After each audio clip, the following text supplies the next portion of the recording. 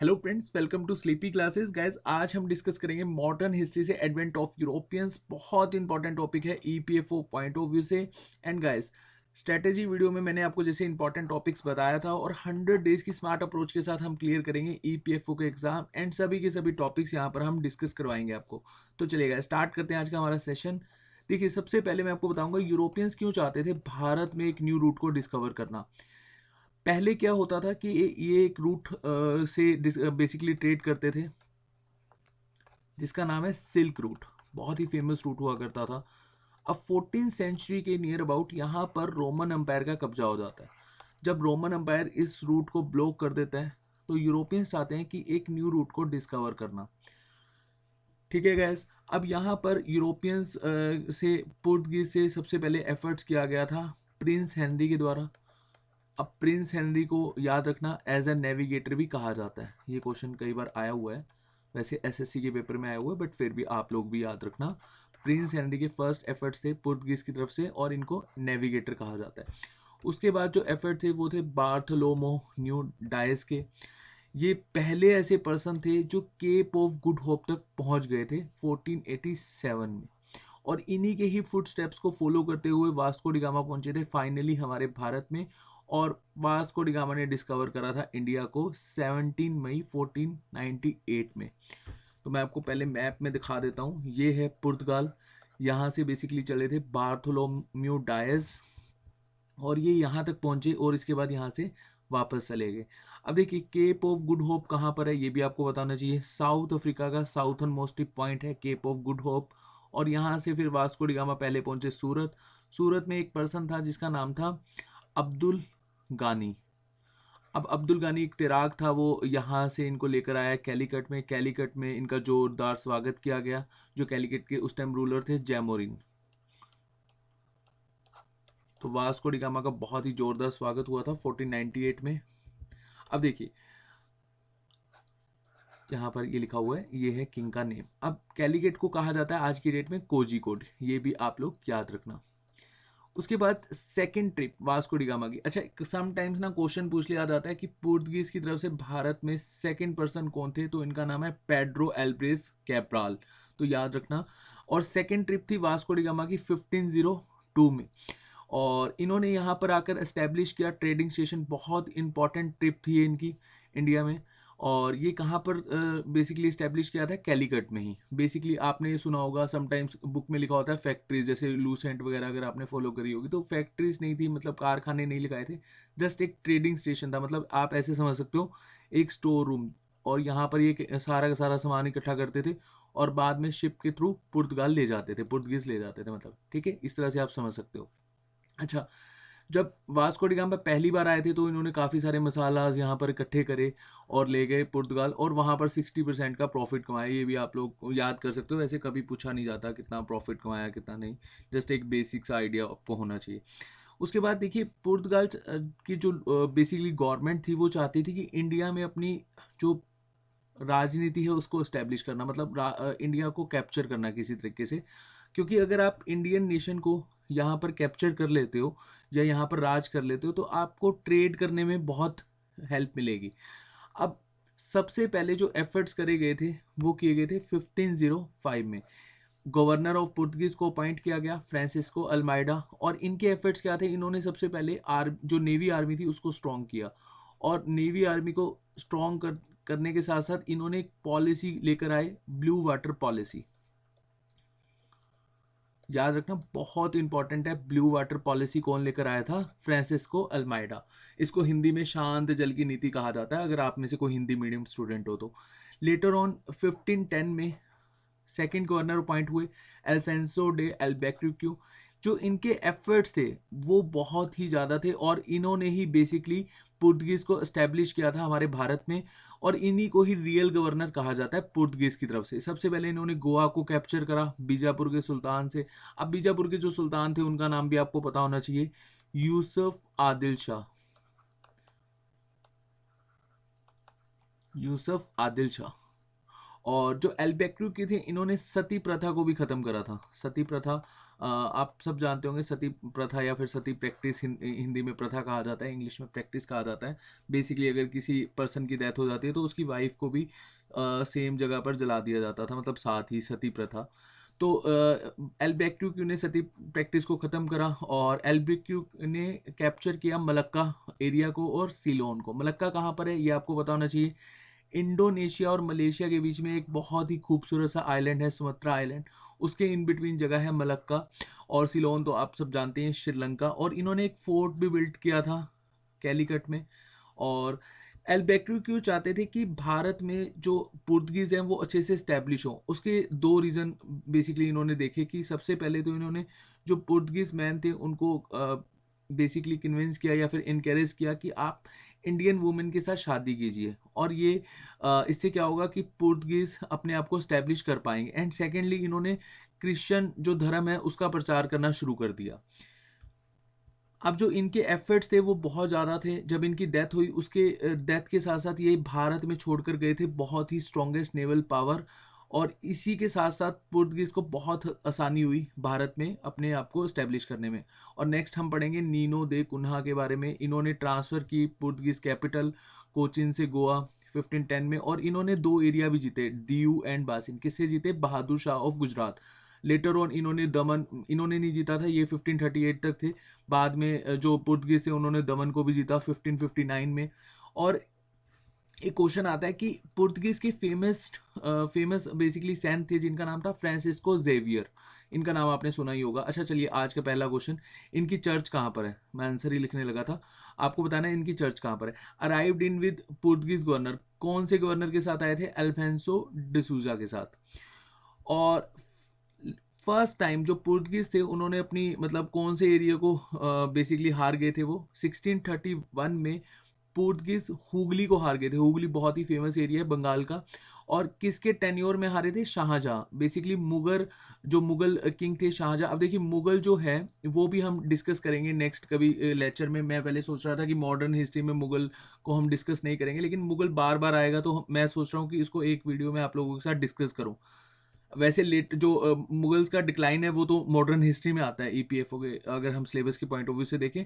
लेकिन हम मुगल्स को बिल्कुल कंप्लीटली ही डिस्कस करेंगे बाबर से। अब देखिए, शाहजहां के टेन्योर में जो बेसिकली हुगली हारे थे पुर्तगीज। और शाहजहां ने किसको भेजा था ये भी याद रखना? कासिम खान को। कासिम खान बेसिकली मुगल नोबल था जिसने हुगली जीत लिया था पुर्तगीज से। उसके बाद 1661 में पुर्तगीज की पावर यहाँ पर बिल्कुल ख़त्म हो गई थी। और पुर्तगीज जो किंग थे उन्होंने अपनी सिस्टर की शादी करी इंग्लैंड के राजा के साथ जिनका नाम है चार्ल्स सेकंड। और चार्ल्स सेकंड ने बेसिकली जो डॉवरी गिफ्ट मिला था पुर्तगीज किंग की तरफ से एज अ बॉम्बे, उसको दे दिया ब्रिटिश ईस्ट इंडिया कंपनी को।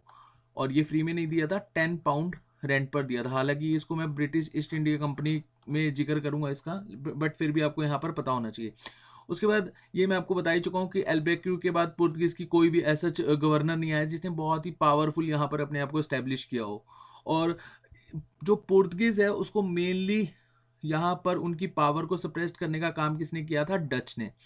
और चलिए देखते हैं इनका डिक्लाइन के मेन रीज़न क्या रहे। सबसे पहले तो रिलीजियस इंटरफेरेंस, और रिलीजियस में इन्होंने काफ़ी ज़्यादा इंटॉलरेंस कर दी थी।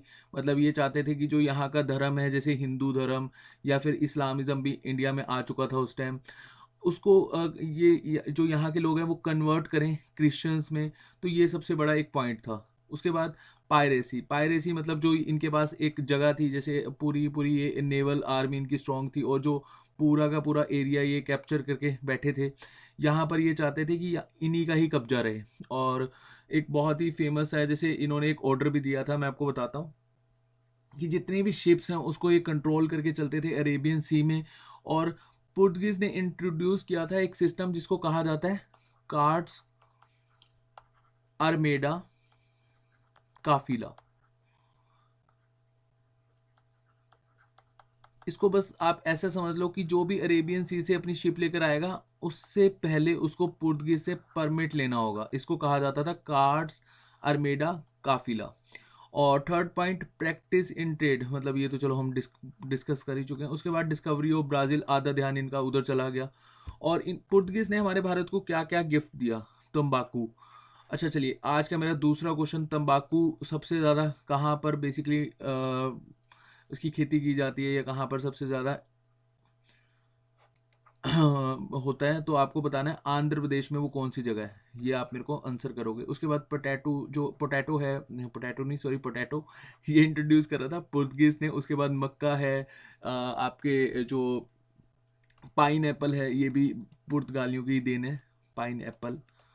चलिए, 1556 में बेसिकली फर्स्ट प्रिंटिंग प्रेस भी पुर्तगीज ने एस्टेब्लिश करी थी। ये भारत को एक तरह से गिफ्ट था, और एक साइंटिफिक वर्क को देखते हुए भी इन्होंने मेडिकल प्लांट लगाया था पुर्तगीज ने। तो ये एफर्ट्स थे पुर्तगीज के हमारे भारत में। अच्छा, समटाइम्स ना क्वेश्चन पूछ लिया जाता है बहुत ही बेसिक सा, कि भारत का पहला ऐसा कौन सा रूलर था जिसने पुर्तगीज को चैलेंज किया था। याद रखना, महमूद बेगरा, ये गुजरात का रूलर था, महमूद बेगरा। और मेन इनका रीजन यही था कि ये चाहते थे कि भारत में जितने भी रिलीजन है वो कन्वर्ट हो जाए क्रिश्चियंस में। चलिए, नेक्स्ट पढ़ेंगे हम डच के बारे में। डच बहुत इंपॉर्टेंट है, इसको हम स्किप नहीं कर सकते। Dutch east India company basically हमारे भारत में कब आई थी? 1602 में। और अच्छा, एक चीज़ मैं आपको बतानी भूल गया, पुर्तगीज आए भी सबसे पहले थे, गए भी सबसे बाद में थे, 1961 में। बेसिकली आपको याद होना चाहिए कि भारत में पुर्तगीज 1961 में, जब हमारे पंडित जवाहरलाल नेहरू जो हमारे फर्स्ट पीएम थे, उन्होंने एक शांति मार्च निकाला था गोवा में। और इस ऑपरेशन को किस नाम से जाना जाता है? आज का मेरा थर्ड क्वेश्चन, कौन सा ऑपरेशन था जिसके थ्रू पुर्तगालियों को हमने अपने भारत से भगाया था 1961 में, गोवा से बेसिकली। चलिए, डच पढ़ रहे थे हम। डच ने अपनी ईस्ट इंडियन कंपनी एस्टेब्लिश करी 1602 में। और डच पार्लियामेंट ने इनको बेसिकली राइट दिए थे कि आप भारत में जाइए, भारत में आप जाके ट्रेड कीजिए, वार कीजिए, या फिर ट्रीटी कीजिए। और ये राइट दिए गए थे इनको 21 सालों के लिए। और इनकी कंपनी का नाम समटाइम्स पूछ लिया जाता है, तो याद रखना वीओसी इनकी कंपनी का नाम था। और इनकी पार्लियामेंट का नाम आई थिंक स्टोटेन जनरल था पार्लियामेंट का, एक बार आप गूगल कर लेना प्लीज़। और इन्होंने अपने आप को सबसे पहले इस्टेब्लिश कहाँ करा? तो ये जो आंध्र प्रदेश का रीजन है, यहाँ पर इन्होंने अपने आप को इस्टेब्लिश करा। और सबसे इम्पोर्टेंट क्या था कि पुर्तगीज़ की जितनी भी पावर थी उसको सप्रेस्ड किया इन्होंने। उसके बाद यूरोपियन ट्रेड में बहुत ही डोमिनेंट वे में ये भारत में ट्रेड कर रहे थे, और कैप्चर किया सबसे पहले नगापट्टनम, जो नियर है मद्रास, चेन्नई, ठीक है जी, पुर्तगीज के अंतर्गत आता था पहले ये एरिया। उसके बाद इन्होंने अपना हेडक्वार्टर बनाया पुलिकेट। पुलिकेट कहाँ पर है? तमिलनाडु में। और इन्होंने अपनी फर्स्ट फैक्ट्री लगाई मसूलीपट्टनम। मसूलीपट्टनम है आंध्र प्रदेश में, 1605 में। सेकंड फैक्ट्री इन्होंने स्टैब्लिश करी अपनी। ये कुछ फैक्ट्रीज हैं, डायरेक्टली इनकी फैक्ट्रीज पूछी जाती हैं। जो डच है उससे सबसे ज़्यादा फैक्ट्रीज पूछी जाती हैं। और जैसे मैंने आपको पुर्तगीज़ की फैक्ट्री बताई थी, सबसे पहले कोचिन में लगाई थी उन्होंने, तो चिनुसुरा में इन्होंने लगाई 1653 में। उसके बाद पटना, बालासोर, नागापट्टनम, कराईकल और कासिम बाजार में 1659 में इन्होंने इस्टेब्लिश करी। कोचिन में, ये बहुत बार क्वेश्चन आया हुआ है कि डच ने कोचिन में कब अपनी फैक्ट्री इस्टेब्लिश करी थी? 1663 में। उसके बाद याद रखना कि डच जो थे, उन्होंने गोल्ड कॉइन्स भी बेसिकली चलाए थे। गोल्ड कॉइन्स को ये पगोड़ा कहते थे उस टाइम। और ये कहाँ चलाए थे? एरिया भी याद रखना, पुलिकेट में। और जैसे कि मैंने आपको बताया कि पुर्तगीज ने हमारे भारत को क्या दिया? Potato, Mecca and pine Apple, and most important एक हम प्रेस दी थी हमारे को, गोवा में जो इस्टेब्लिश है। ऐसे ही जो डच हैं, उन्होंने हमारे भारत को क्या गिफ्ट दिया? तो याद रखना, टेक्सटाइल इंडस्ट्री। बहुत फेमस है टेक्सटाइल इंडस्ट्री। चलो, मैं आपको एक आइडिया देता हूँ किस तरह से आप याद कर सकते हो इसको। मान लो कि ये हमारा प्यारा भारत, इधर है अरेबियन सागर, इधर है बे ऑफ बंगाल, और इधर है इंडियन ओशन, या आप जानते हैं। तो जो ये वाला एरिया था ना, मतलब ये वाला सारा का सारा एरिया था जो भारत के इस रीजन के साथ लगता था, इसको कहा जाता था मालाबार पोर्ट। मालाबार पोर्ट। और मालाबार पोर्ट में बेसिकली सबसे ज़्यादा ट्रेड होता था मसाला का। लेकिन जो ये वाला एरिया है, इसको कहा जाता था कोरा मंडलम पोर्ट, सॉरी मंडलम पोर्ट। और यहाँ से सबसे ज़्यादा ट्रेड होता था टेक्सटाइल का। इस तरह से आप याद कर सकते हो। चलिए नेक्स्ट डिस्कस करेंगे हम डेनमार्क की, जो बेसिकली एक ईस्ट इंडियन कंपनी आई थी। हालांकि इनका कोई ऐसा ज़्यादा क्वेश्चन आते नहीं है, फिर भी मैं थोड़ा सा आपको बता देता हूँ। 1616 में इन्होंने अपने आप को स्टैब्लिश किया। और देखिए सबसे पहले इन्होंने अपने आप को स्टैब्लिश किया था तमिलनाडु में, ट्रैंक्यू बार में। और 1620 में इन्होंने सिरमपौर, बंगाल का जो एरिया है उसको कैप्चर करा, और सिरमपौर को ही इन्होंने अपनी हेडक्वार्टर बनाया। उसके बाद ये ज़्यादा भारत में बेसिकली अपने आप को स्टैब्लिश नहीं कर पाए। इनकी पावर को सप्रेस्ड किया था ब्रिटिशर्स ने इनको बिल्कुल ख़त्म कर दिया, और बाद में ये अपना सब कुछ सेल करके ब्रिटिशर्स को चले गए थे 1845 में। तो डेनमार्क से आपके ज़्यादा क्वेश्चन पूछे नहीं जाते। अच्छा, आपको मैं एक शॉर्ट ट्रिक देता हूँ। जैसे हम मुगल्स में पढ़ते हैं ना, बादशाह, बहुत ही फेमस ये ट्रिक है कि आपको मुगल के किंग याद हो जाते हैं, बाबर, हुमायूं, अकबर, जहांगीर, शाहजहां एंड औरंगजेब। उसके बाद बहुत सारे रूलर हैं जो डिक्लाइन में आते हैं, बहादुर शाह वन, जहांदर शाह, फारूक सियाद, मोहम्मद शाह रंगीला। ये मैं आपको करवाऊंगा अभी। ये इंपॉर्टेंट है, जो लास्ट के रूलर हैं जो डिक्लाइन में बेसिकली कंसिडर करे जाते हैं, लेकिन इन रूलर्स के बारे में भी आपको पता होना चाहिए। पर चलिए, ये मेरा क्वेश्चन नहीं था। मेरा क्वेश्चन ये था कि आप ईस्ट इंडियन कंपनीज जितनी भी रही हैं, यूरोपियंस बेसिकली कंपनीज रही हैं, उसको कैसे याद कर सकते हो। तो आपने एक ट्रिक याद रखनी है, PDEF।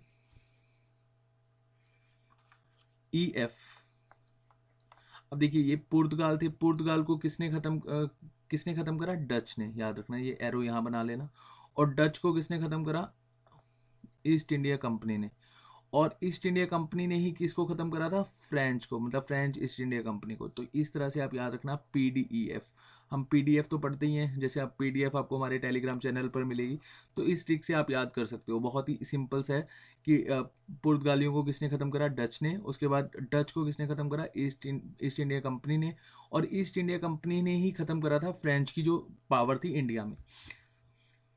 चलिए नेक्स्ट पढ़ते हैं इंग्लिश, मतलब ब्रिटिशर्स के बारे में। ब्रिटिश ईस्ट इंडिया कंपनी, यहाँ से आपके क्वेश्चन बहुत ज़्यादा बनते हैं, क्योंकि इन्होंने ही हमारे भारत में रूल करा।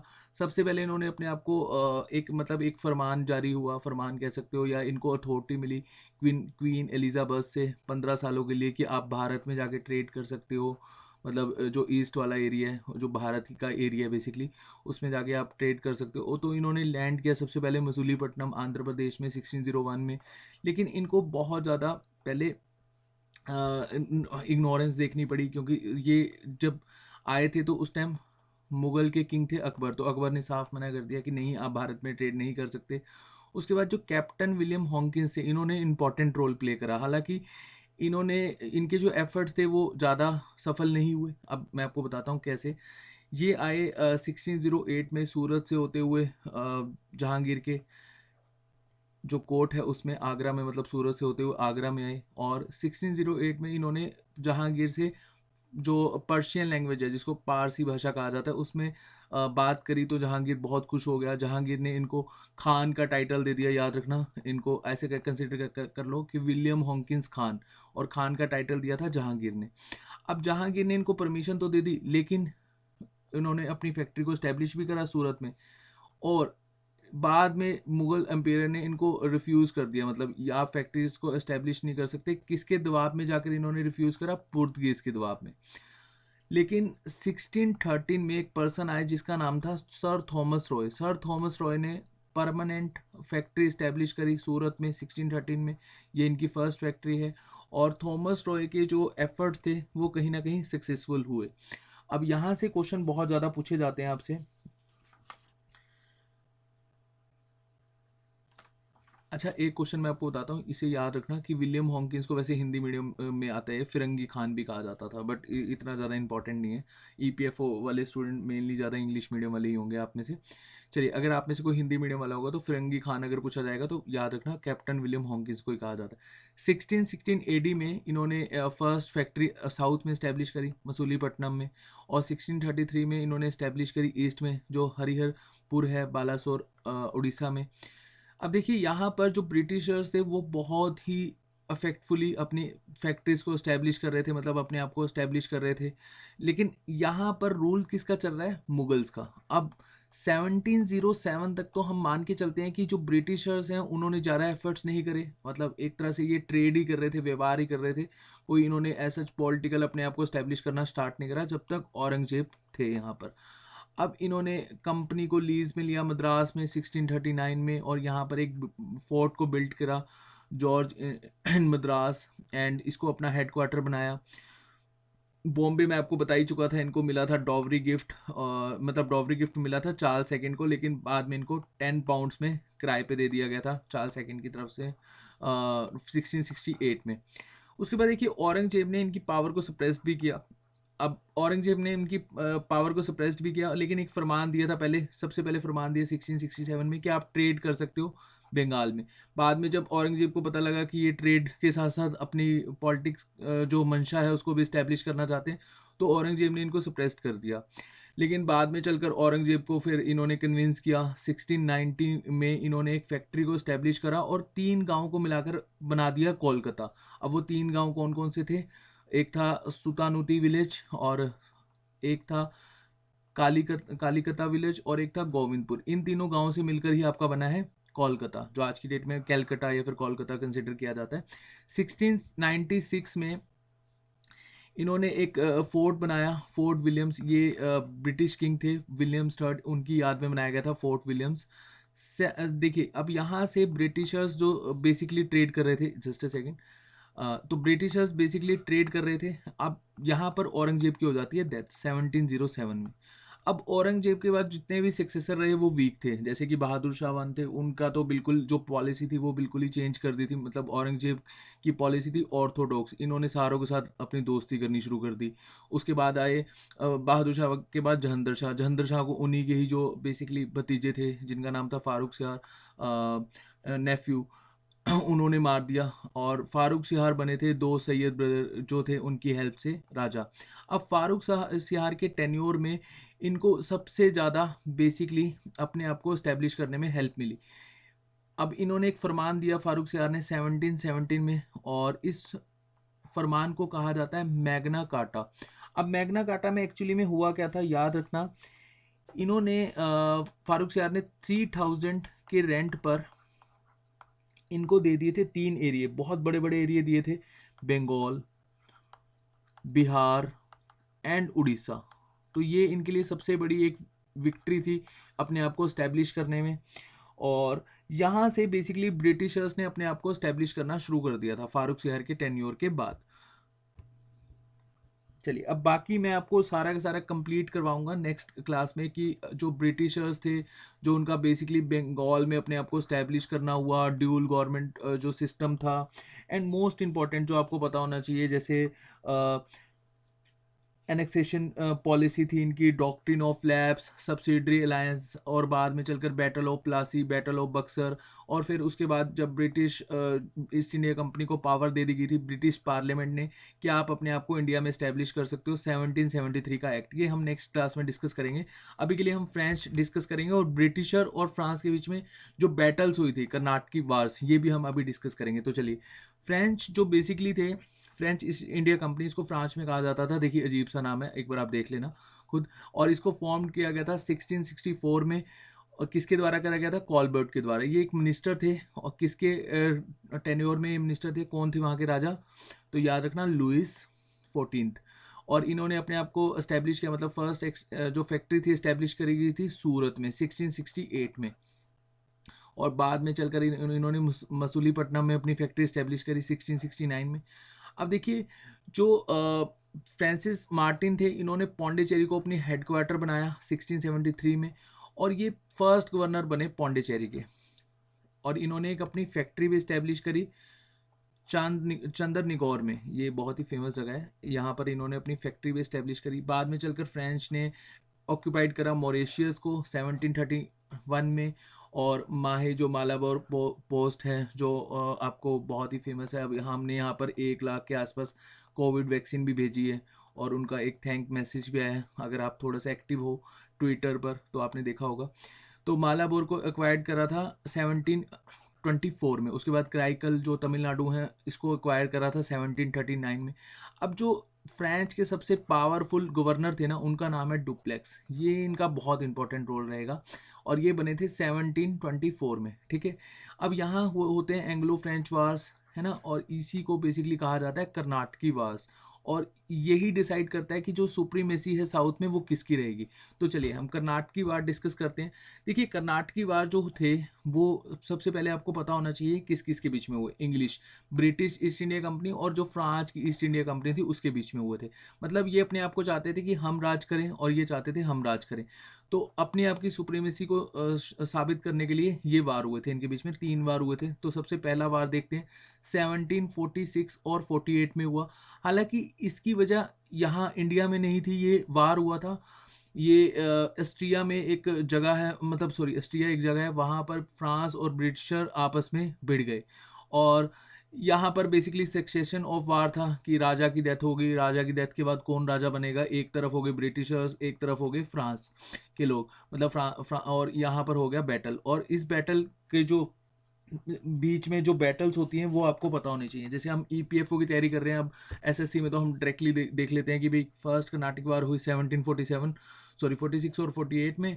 और इसके बाद कौन जीता, फ्रांस जीत गया, चलो वही ट्रीटी होगी एलेक्स ला चैपल। लेकिन यहाँ पर ईपीएफओ के पॉइंट ऑफ व्यू से आपको पता होना चाहिए कि इसके इन बिटवीन बैटल का क्या नाम था। तो याद रखना बैटल ऑफ अद्यार, ये बहुत ही फेमस बैटल है, बैटल ऑफ अद्यार।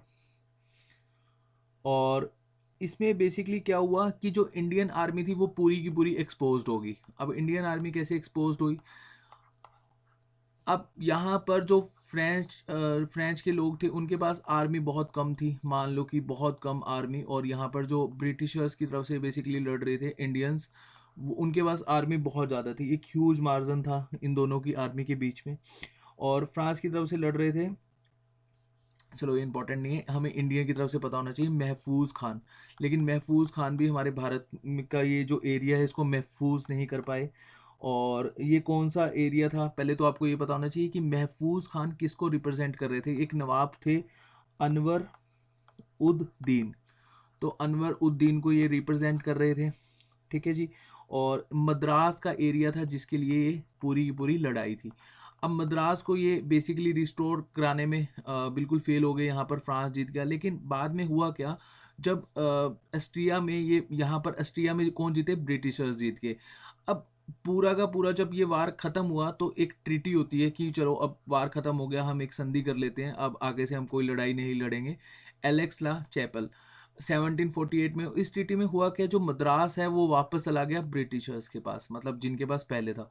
अब फ्रांस जो जीता था इस बैटल को इंडिया में, उसके पास कौन सा एरिया गया, तो आपको याद रखना है ये बेसिकली एक एरिया है लुइस बर्ग के नाम से। और ये एरिया आपको मिलेगा नॉर्थ अमेरिका में, ये एरिया चला गया था ब्रिटिशर्स के पास में। तो मैं बहुत आराम से बता रहा हूँ, ये आपको अच्छे से याद रखना है। उसके बाद सेकंड जो वार होता है, सेकंड कर्नाटक की वार 1749 से 1754 में। यहाँ पर हैदराबाद के निजाम की डेथ हो जाती है 1748 में। और यहाँ पर भी वार ऑफ सक्सेशन होता है। अब वार ऑफ सक्सेशन में एक तरफ ब्रिटिशर्स हो जाते हैं, एक तरफ फ्रेंच के लोग हो जाते हैं। और जब यहाँ पर बैटल होता है, इस बैटल को नाम दिया जाता है बैटल ऑफ अंबूर।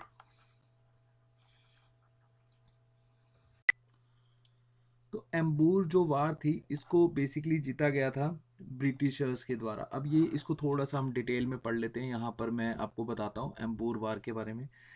देखिए जो रॉबर्ट क्लाइव थे वो बेसिकली ब्रिटिशर्स की तरफ से गवर्नर थे जो इस बैटल को हेड कर रहे थे। एंड सेकेंडली आपको पता होना चाहिए कि जो फ्रेंच की तरफ से गवर्नर थे उनका नाम था डुप्लेक्स। अब ये जो वार ऑफ सेक्सेशन था वो मैं आपको बता चुका हूँ। वार ऑफ सेक्सेशन था हैदराबाद के जो निजाम थे उनके डेथ के बाद जब बेसिकली ये लड़ा गया था।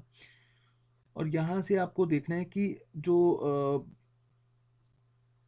चलिए हम ज़्यादा डिटेल में नहीं जाते, चलो मैं बता देता हूँ आपको। फ्रेंच फोर्स एंड किस किस के बीच में था ये, एक पर्सन है चांदा साहिब, चांदा साहिब याद रखना, ये बहुत इंपॉर्टेंट नाम है चंदा साहिब।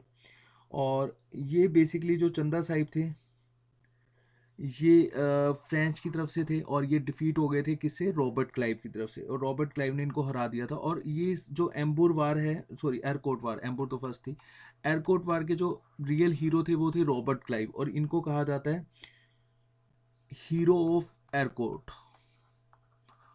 अच्छा, मैंने आपको फर्स्ट बैटल में शायद बताया नहीं कि डुप्लेक्स को भी एक टाइटल दिया गया था, और ये टाइटल याद रखना, नवाब ऑफ कर्नाटक।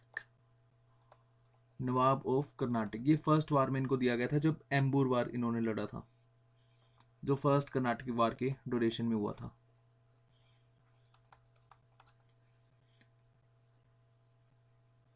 उसके बाद जो हमारा इसके बाद एक ट्रीटी होती है, ट्रीटी हुई थी, ट्रीटी ऑफ पौंडीचेरी, ये तो थर्ड ट्रीटी है, सॉरी, पेरिस वाली। ट्रीटी ऑफ पौंडीचेरी 1754 में, और इसको जीता किसके द्वारा गया था? ब्रिटिशर्स के द्वारा, याद रखना।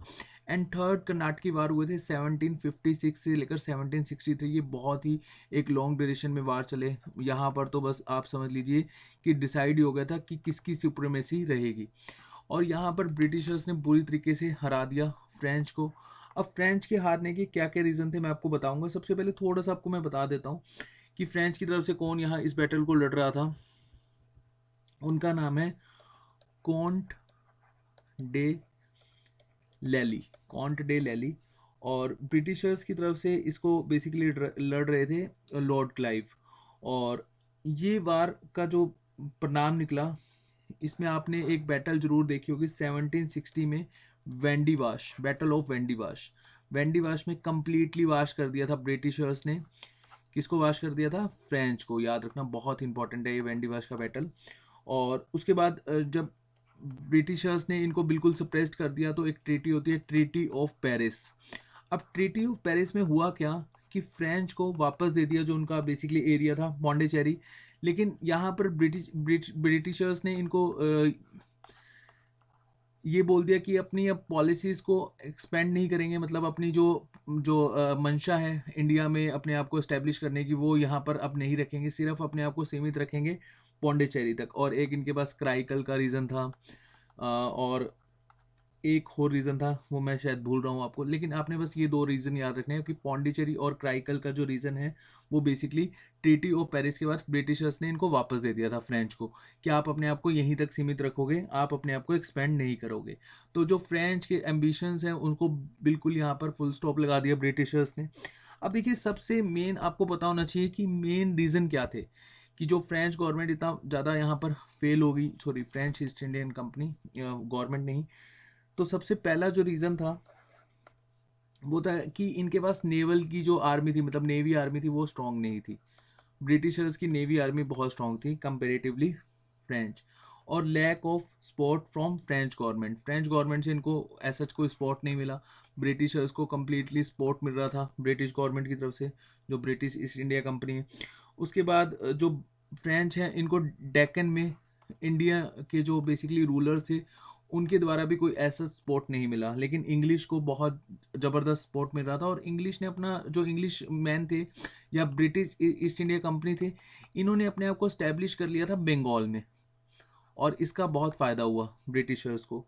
और मेन इंपॉर्टेंट आपको पॉइंट याद रखना है कि जो ओपिनियन है फ्रेंच जर्नल्स के, जितने भी फ्रेंच जर्नल्स थे इंडिया में, उनके ओपिनियंस ही डिफरेंट थे। तो सबसे बड़ा मेन रीज़न ये भी होता है। अब जो इंग्लैंड में जो ब्रिटिश ईस्ट इंडिया कंपनी की जो विक्ट्री थी, यहाँ पर ये देखा होगा कि इनके पास 3 पोर्ट बहुत मेन मेन थे, ये भी आपको पता होना चाहिए। एक तो कैलकाटा का पोर्ट जो ब्रिटिश ईस्ट इंडिया कंपनी के पास था, जिसका इन्होंने यूज़ किया, और एक था बॉम्बे, और एक था मद्रास। अब फ्रेंच के पास था सिर्फ पौंडीचेरी। अब एक पोर्ट से आप ज़्यादा अच्छे से बैटल नहीं लड़ सकते, वही बात है कि आपकी आर्मी स्ट्रांग नहीं है और आप चैलेंज कर रहे हो ब्रिटिशर्स को। ब्रिटिशर्स अपने आप को स्टैब्लिश कर चुके थे बंगाल में। तो ये 3 कर्नाटकी वार में बेसिकली एक कंक्लूजन ये निकल कर आता है कि जो फ्रेंच है उसकी जो एम्बिशंस है उसको सप्रेस्ड कर दिया। तो आज के बेसिकली सेशन में हम इतना ही पढ़ेंगे।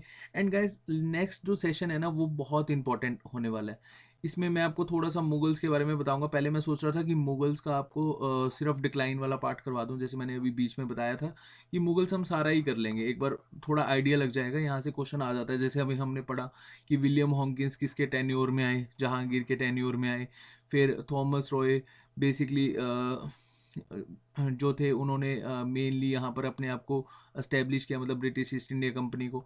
ये किसके टेन्योर में है, तो ऐसे ऐसे क्वेश्चन पूछ लिए जाते हैं। एक बार हम मुगल्स को अच्छे से देख ही लेंगे। तो चलिए guys, thank you so much.